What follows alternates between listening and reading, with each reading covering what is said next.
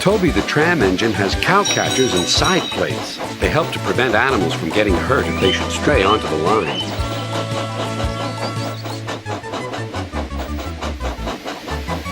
Daisy thought Toby's fenders were silly. "You're afraid of getting hurt yourself," she flounced. "I'm not," huffed Toby. "Yes, you are. I don't have stupid cow catchers, but I'm not frightened. I'd just toot and they'd all go away." "But they don't," said Toby. "They would with me. Animals always run if you toot and look them in the eye." "Even bulls?" "Even bulls," said Daisy. Daisy had never met a bull, but she purred away quite unconcerned.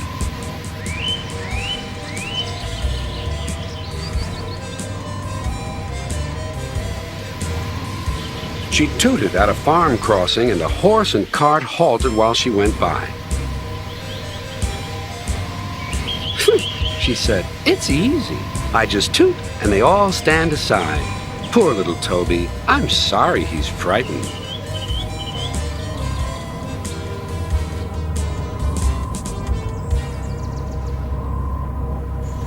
At the next station, a policeman was waiting. "There's a bull on the line," he warned. "Please persuade it to return to the farmer." Daisy was excited. Now, she thought, I'll show Toby how to manage bulls. Champion isn't really a fierce bull, but this morning he was cross. He'd strayed from his field, crashed through a fence, slithered down a slope, and now he didn't know where he was. Suddenly, he saw some grass.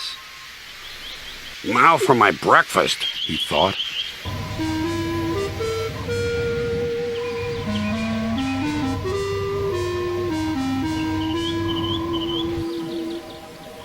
"Ooh," tooted Daisy. "Go on." Champion was too busy chomping to take any notice. "Ooh," said Daisy again. Champion kept grazing. "This is all wrong," thought Daisy. "How can I look him in the eye if he won't turn around?" At last he did.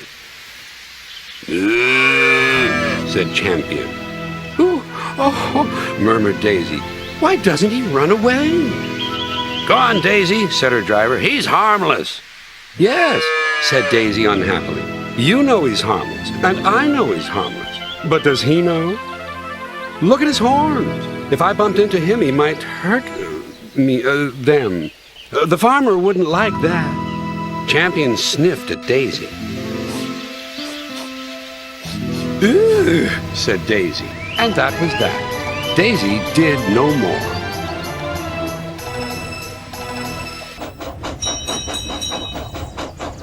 Toby was bemused and amused to see her back in the station so soon. "Bulls always run if you toot and look them in the eye, eh, Daisy?" Daisy stayed silent.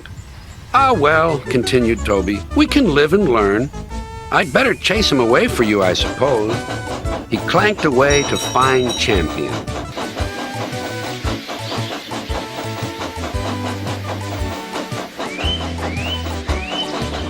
Toby's bell rang and his whistle sounded, but Champion took no notice.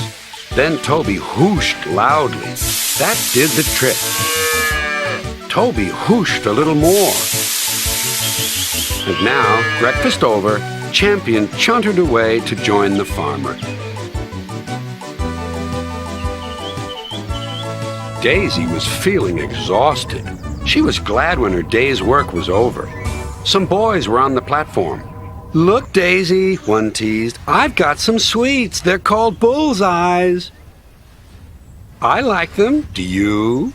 "Ah, keep your old bullseyes." And Daisy scuttled to her shed.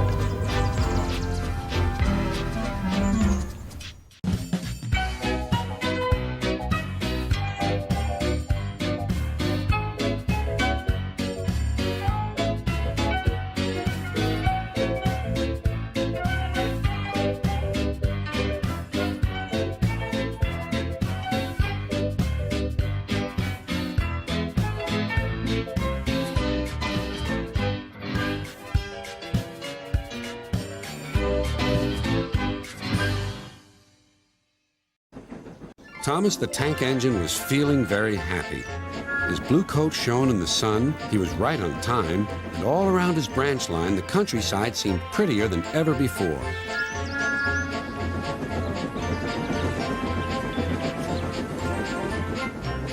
Beep, beep.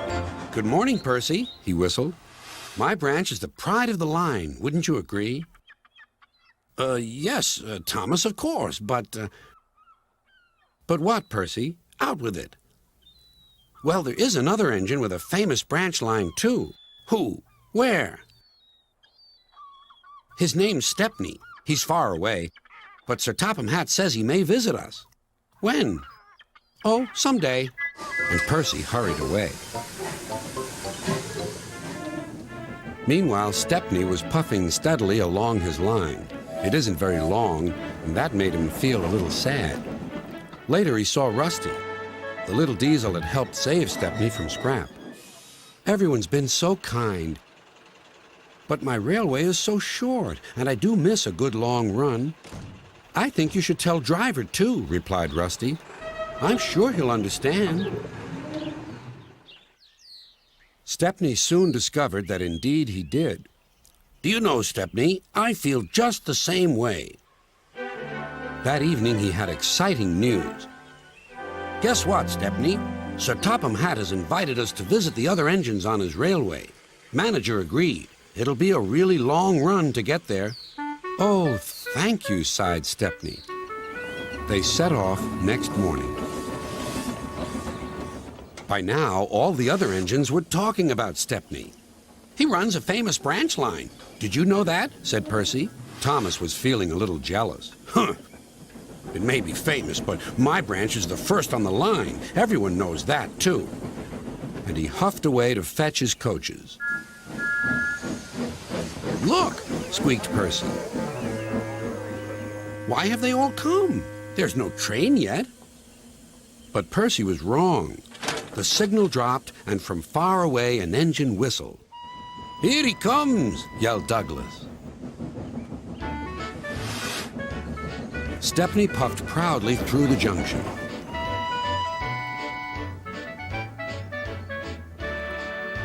I hope you'll meet Thomas, too, said Edward. You both have branch lines to be proud of. Then Stepney set off to help Duck shunt coaches in the yards, and they worked happily together all afternoon. At last, Thomas arrived. Sorry, can't talk. It's time for my last branch line train. Mustn't be late.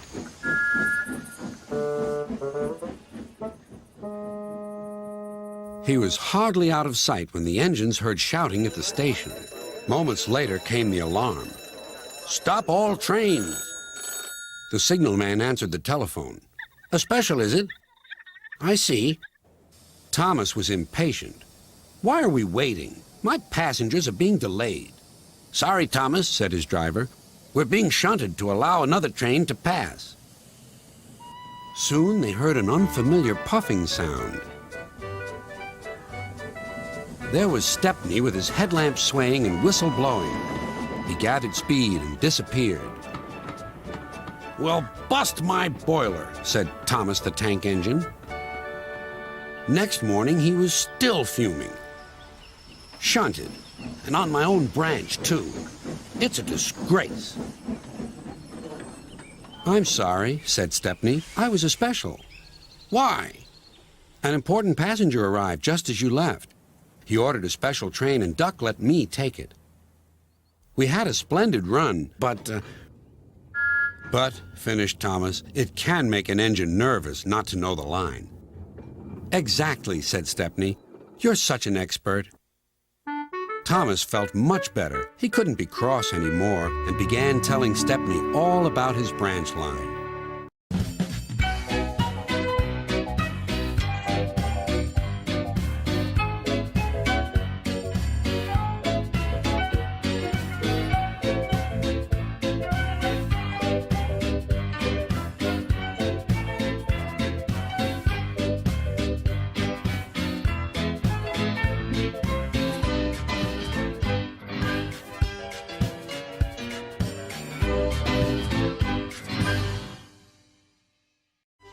Daisy, the diesel railcar's work in the countryside was full of surprises, but she was frightened of bulls and cows, and she remained very lazy and stubborn.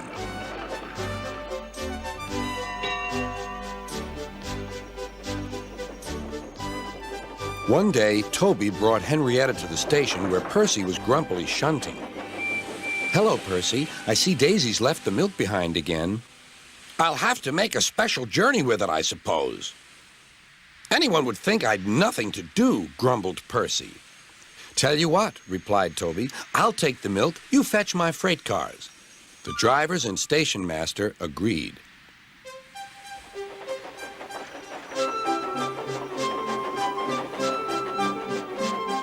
Percy had never been to the quarry before. He began ordering the freight cars about. "Hurry along," he said. The freight cars grumbled to each other. "This is Toby's place. Percy's got no right to poke his funnel up here and push us around." They whispered and passed the word. "Pay Percy back. Pay Percy back." "Come along," puffed Percy. "No nonsense." "We'll give him nonsense," giggled the freight cars. But they followed so quietly that Percy thought they were under control.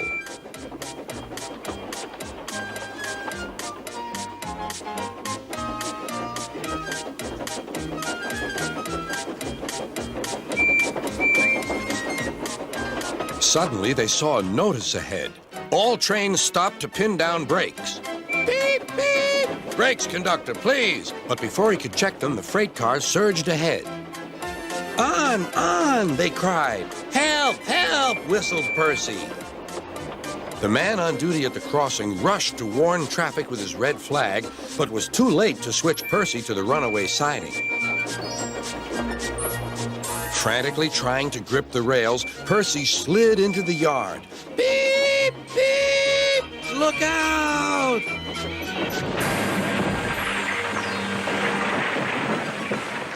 The brake van was in smithereens. Percy's driver and fireman had jumped clear, but Percy was stranded. Next day, Sir Topham Hatt arrived. Toby and Daisy had helped to clear the wreckage, but Percy remained on his perch of freight cars. "We must now try," said Sir Topham Hatt, "to run the branch line with Toby and a diesel.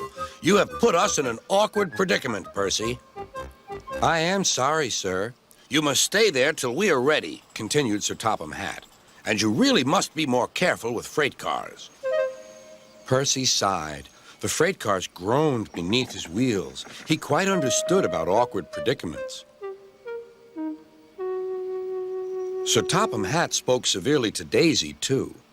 "My engines work hard. I send lazy engines away." Daisy was ashamed. "However, Toby says you worked hard after Percy's accident, so you shall have another chance." "Thank you, sir," said Daisy. "I will work hard. Toby says he'll help me." "Excellent. What Toby doesn't know about branch line problems isn't worth knowing. Our Toby's an experienced engine." Next day, Thomas came back.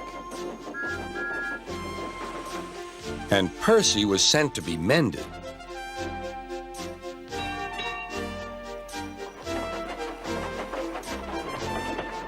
Annie and Clarabelle were delighted to see Thomas again, and he took them for a run at once.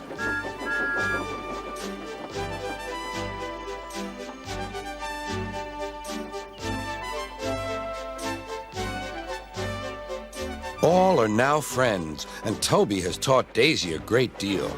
She shooed a cow off the line the other day all by herself. That shows you, doesn't it?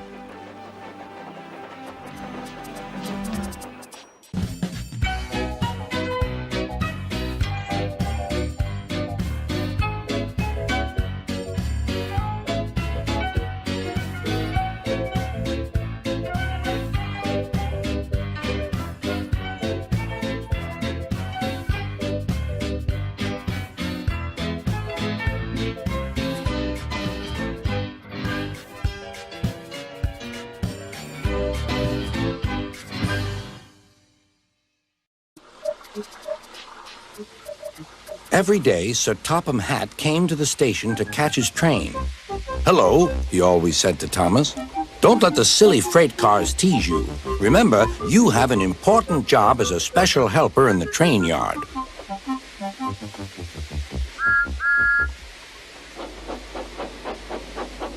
There were lots of freight cars, and Thomas worked very hard pushing and pulling them into place. There was also a small coach and two strange things his driver called cranes. "That's the breakdown train," he told Thomas. "The cranes are for lifting heavy things like engines and coaches and freight cars." One day, Thomas was in the yard. Suddenly, he heard an engine whistling. "Help! Help!" A freight train came rushing through much too fast. The engine was James, and he was frightened. His brake blocks were on fire. "They're pushing me! They're pushing me!" he panted. "On! On!" laughed the freight cars, still whistling, "Help! Help!" Poor James disappeared. "I'd like to teach those freight cars a lesson," said Thomas the tank engine. Soon came the alarm. "James is off the line! The breakdown train! Quickly!" Thomas was coupled on, and off they went.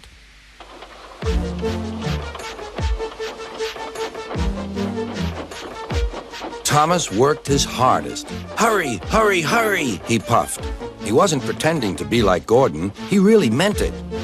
"Bother those freight cars and their tricks. I hope poor James isn't hurt."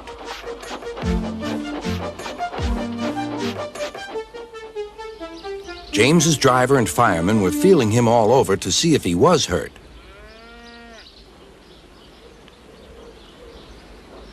"Never mind, James," they said.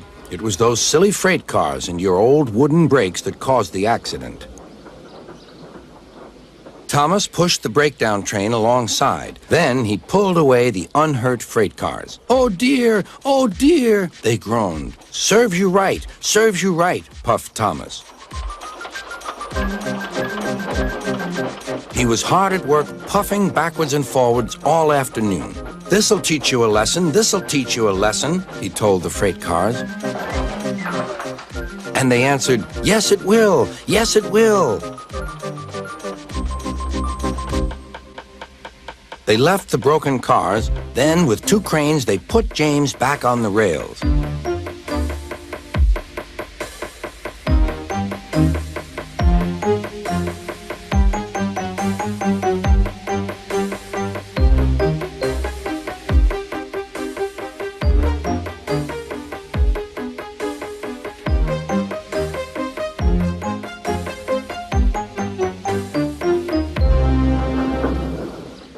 He tried to move, but he couldn't, so Thomas helped him back to the shed.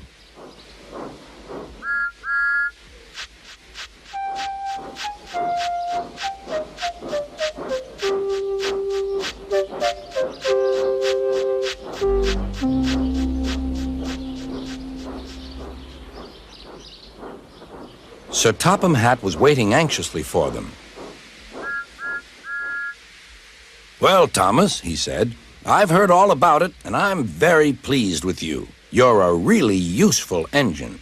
James shall have some proper brakes and a new coat of paint, and you shall have a branch line all to yourself." "Oh, thank you, sir," said Thomas. Now Thomas is as happy as can be. He has a branch line and two coaches called Annie and Clarabelle. He puffs proudly backwards and forwards with them all day.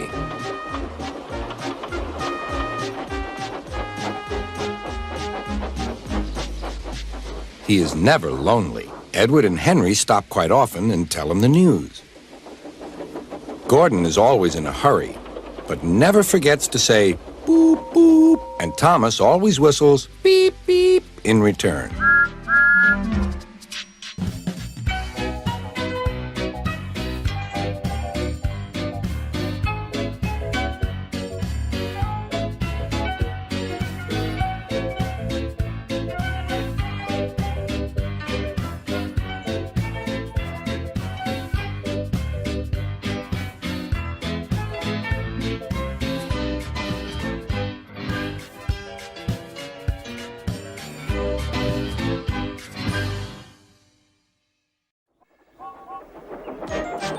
James is a mixed traffic engine. He can pull both freight cars and coaches. He's proud of his smart red paint, and so is his driver. Everyone says you brighten up their day, James. One morning, James whistled loudly at the other engines. Look at me. I am the smartest, most useful engine on the line. Rubbish, replied Thomas. We're all useful. Sir Topham Hatt says so, and he's head of the whole railway. You know what, James? Added Percy. What? Replied James. You're getting all puffed up. James huffed away. Later, he was still boasting. I'm the pride of the line.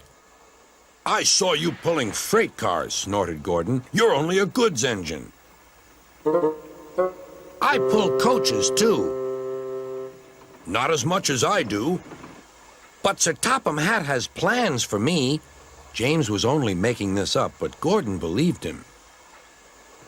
What plans? Wait and see. Oh dear, he thought. Now what'll I do? Thomas was shunting shining new coaches. Good morning, James. Are those coaches for me? Asked James hopefully. No, these are for Gordon's Express. I'll fetch your freight cars next. But James was going to play a trick on the other engines. Actually, Thomas, I'm taking the coaches. Sir Topham Hatt asked me to tell you. What about the cars? Asked Thomas. Give them to Gordon. Come on, Thomas, said his driver. Orders are orders. So when James's driver returned, James was coupled to the coaches and he puffed away.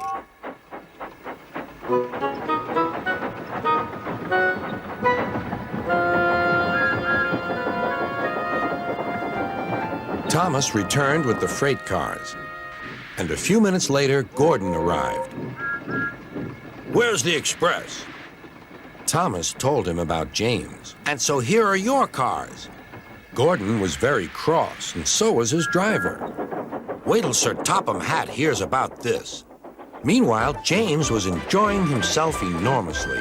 What a clever plan! What a clever plan! He chuffed. Then he saw Sir Topham Hatt. Some jokes are funny, but not this one, James. You have caused confusion. Yes, sir, said James. You will now stay in your shed until you are wanted. The other engines teased James. I wonder who'll be pulling the express today, said Gordon. I expect it'll be you, replied Henry. James is stuck in the shed for being silly. James felt sad. Next morning, he went back to work. Hello, whistled Thomas. Good to see you out and about again. I'm sorry I tricked you, said James. Are these my cars? Yes, replied Thomas kindly. They are pleased to have you back. James set off to the harbor with his train of freight cars. He bustled about all day, pushing and pulling them into place.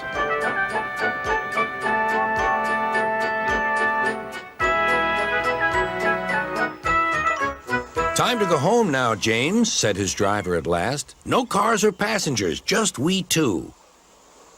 But his driver was wrong. Excuse me, called a man. I have a meeting with Sir Topham Hatt, and I mustn't be late. May I ride back with you?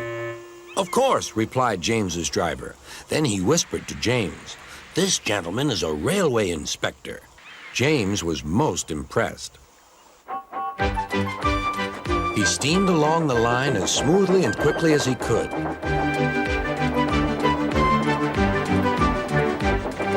Sir Topham Hatt was waiting on the platform, and the railway inspector greeted him warmly. This clever engine gave me a splendid ride. You must be proud of him. Yes, indeed. Once again, you are a really useful engine.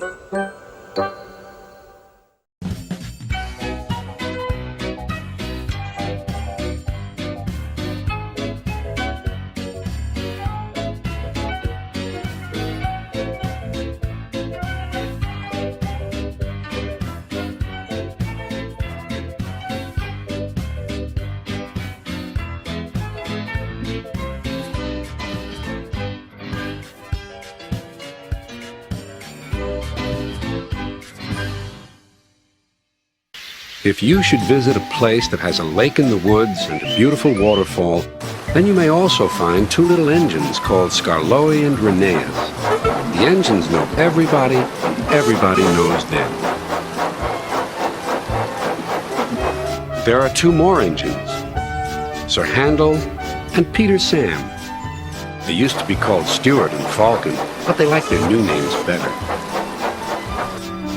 One day, Sir Topham Hatt sent Edward to the works to be mended. A big surprise awaited Edward. It's Skarloey. What's he doing here? Skarloey was pleased to see Edward. I've been sent here for a rest, he sighed. I was put in this shed so that I could see everything and not be lonely, but I do miss Rheneas.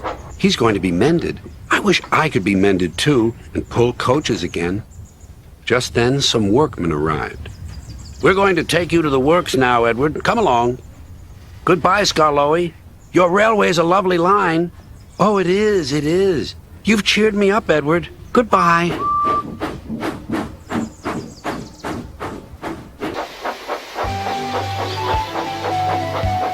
Meanwhile, Sir Handel was having trouble with some coaches.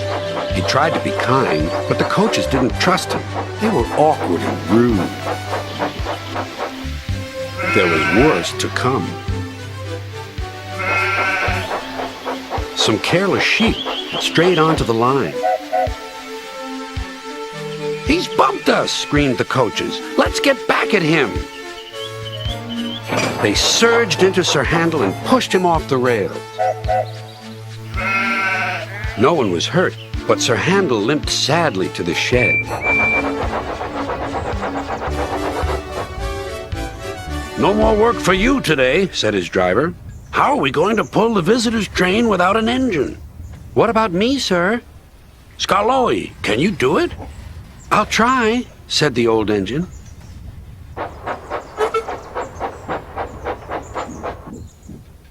The coaches stood at the platform.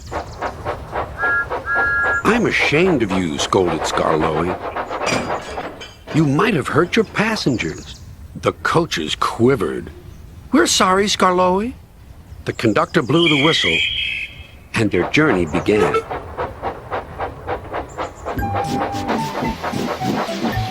Skarloey remembered all the gates and stiles where he had to stop.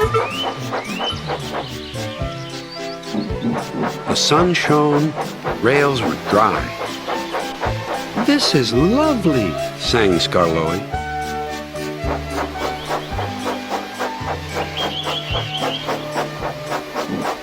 Presently, the line grew steep.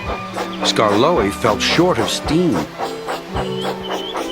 Take your time, soothed his driver. It'll be better downhill, Skarloey said to himself. But it wasn't. His springs were weak, and the rail joints jarred his wheels. At last, a spring gave way. I feel all crooked, cried Skarloey. We'll need a bus now for our passengers, sighed his driver. No, pleaded Skarloey. I'll get them to the station or burst. James was waiting at the platform. Clanging and clanking, Skarloey steamed in. I'll do it. I'll do it. I've done it. James collected his passengers and respectfully puffed away.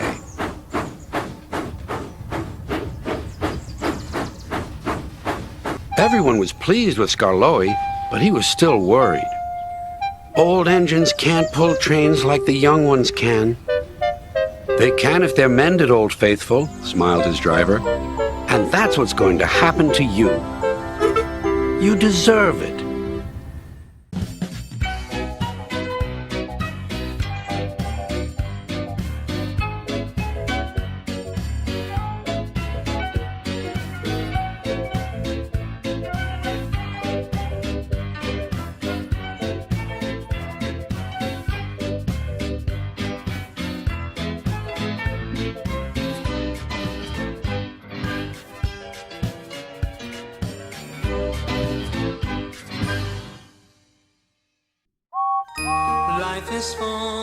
surprises, full of ups and downs, and so to have a silver lining, first there must be cloud.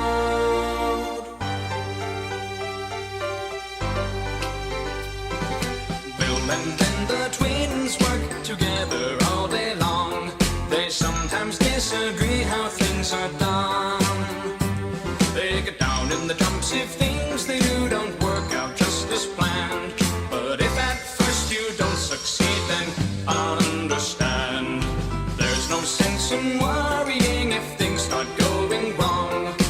Obstacles can all be overcome.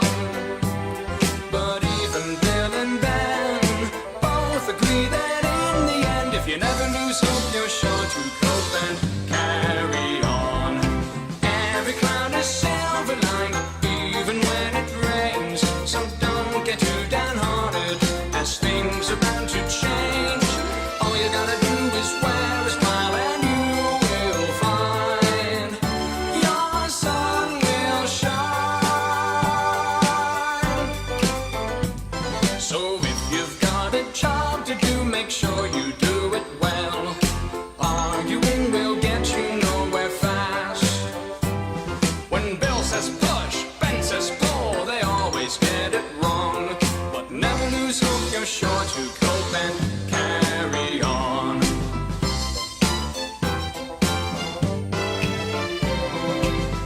Every cloud is silver lined, even when it rains. So don't get too downhearted, as things are bound to change. All you gotta do is wear a smile and you will find your sun will shine. Everybody makes mistakes, it happens all the time. You should never lose sight of your goal.